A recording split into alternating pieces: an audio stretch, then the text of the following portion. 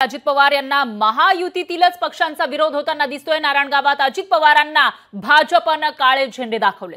भाजपच्या कार्यकर्त्यांकडून अजितदादांना काळे झेंडे दाखवण्यात आले। आशा बुचके यांच्यासह कार्यकर्त्यांनी अजित पवारांविरोधात घोषणाबाजी केली आहे। अजित पवार जे सत्ताधारी आहेत, उपमुख्यमंत्री आहेत राज्याचे, आणि त्यांच्याच मित्र पक्षांना सत्तेत असलेल्या भाजपच्या कार्यकर्त्यांनी अशा पद्धतीने अजित पवारांविरोधात रोष व्यक्त केला, बॅनरबाजी केली आहे। शासकीय कार्यक्रमामध्ये घटक पक्षांना डावललं जात असल्याचा आरोप अजित पवारांवर करण्यात आला आहे। अजित पवारांच्या जनसन्मान यात्रेमध्ये भाजपच्या माजी जिल्हा परिषद सदस्य आशा बुचके यांच्यासह कार्यकर्त्यांनी काळे झेंडे दाखवले आणि घोषणाबाजी सुरू केली।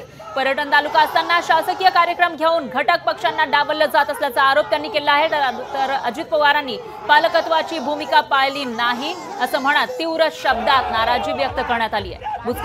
आशा बुचके यांनी अजित पवारांच्या कार्यक्रमात काळे झेंडे दाखवण्यासाठी तयारी केली होती। घोषणाबाजी सुद्धा त्यांनी सुरू केली। तिकडची दृश्य आपण बघू शकता।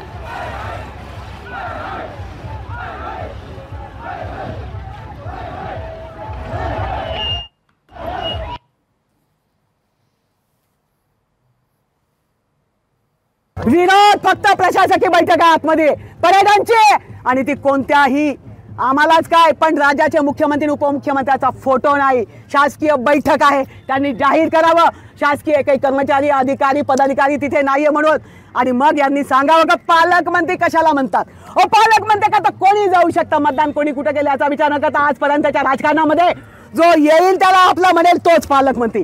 पालकत्व घ्यायचं तर जिल्ह्याचं घेतलंय, मग मनही तेवढं मोठं ठेवायचं। त्यांनी सांगावं महायुतीशी आमचा संबंध नाही। आमच्या तालुक्यात मीटिंग घेता, चोरून चोरून फोन करता आणि पालकमंत्री म्हणता स्वतःला, तुम्हाला पालकमंत्री म्हणून घेण्याचा अधिकार नाही। काही ठिकाणी जे आहे काही गैरसमज झाले असतील तर ते दूर करण्यात येते। अनेक वेळा जे कार्यक्रम जे आहेत स्थानिक आपल्या पक्षाचे लोक जे आहेत हे आखेत असतात आणि त्याच्यामुळे नेमक्या या काही गोष्टीच्या त्रुटी राहून जातात। महायुतीचे तिन्ही पक्ष BJP असेल, शिंदे शिवसेना असेल, अजितदादा पवार गट असेल, हे सगळे कार्यक्रम करताना स्थानिक तिन्ही पक्षाच्या कार्यकर्त्यांना आपण बोलवावं, त्यांना कार्यक्रमामध्ये सहभागी करून घ्यावं असंच मी सगळ्यांना सांगेन।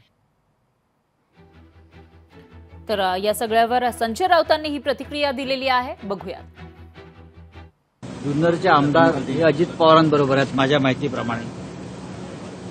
बेनके काळे झेंडे भाजपने दाखवले, त्याच्यात नागपुरात कशा करता बोलू, त्यांचे प्रवक्ते आहेत ना बोलायला। आता हे काळे झेंडे का दाखवले हे आधी सांगा, काही कारण असेल ना। स्थानिक लोकांना विश्वासात घेतलं जात नाही म्हणून ठीक आहे, हा स्थानिक विषय आहे, स्थानिक लोकांना बोलू द्या।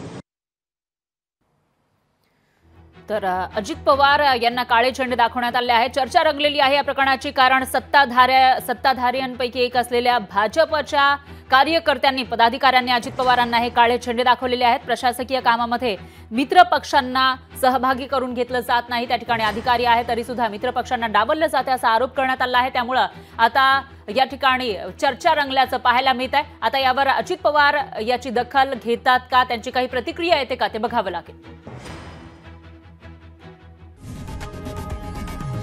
लोकशाही मराठी ऐका, पहा, जागरूक रहा।